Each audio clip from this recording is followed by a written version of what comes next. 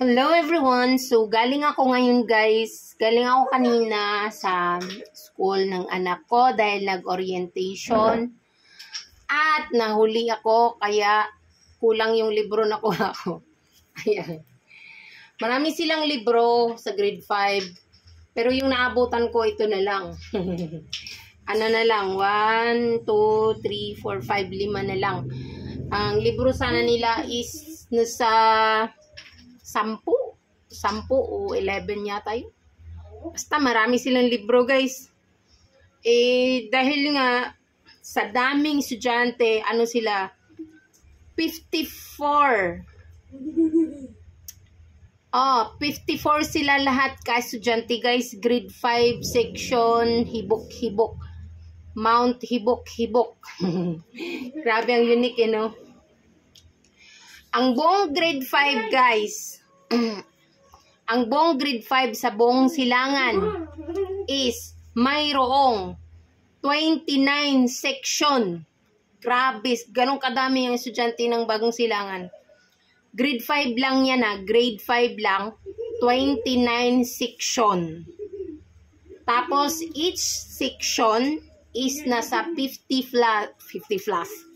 Nasa 50 plus nga na estudyante. Sobrang daming estudyante sa bagong Silangan. Grabe. So, sa section ng anak ko is, ano sila?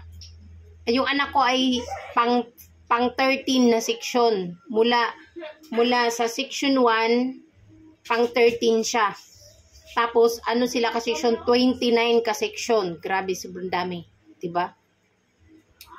So, ayun. Dahil nahuli ako, dahil may nilakad pa ako kanina. So, 5 lang. Pero sabi naman ng teacher nila is kapag gumamit sila ng books, pwede naman daw mag-share.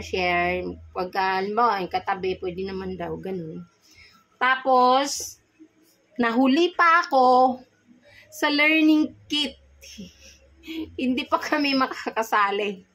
Kasi guys, ang sabi ng teacher nila, yung free na learning kit, na kasama yung bag, mga notebook, mga tumbler, ganon, is, ano lang, 36 lang yung napunta sa kanya.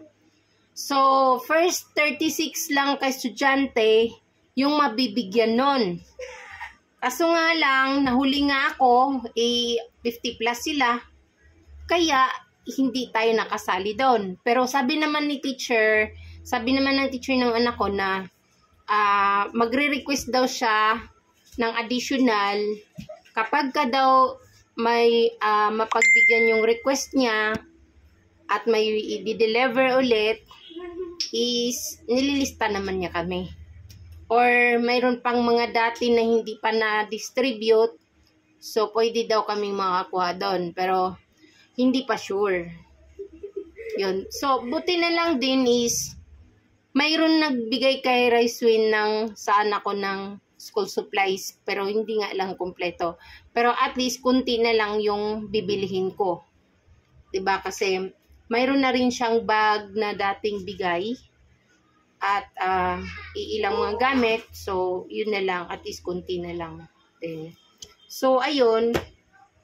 Pero sana makapag-request pa siya at mabibigyan pa ulit para lahat kami mabibigyan. So, by Monday na pala yung kanilang start ng pasok, guys. Sa Monday na. At yung, diba, so, I think lahat ng public is talagang sabay yun. Hindi ko lang alam sa private. Ayun. Then, so, ayun nga. So, ito lang yung napunta sa atin. So, ayan, guys. Yung lakad natin ngayon. Thank you for watching.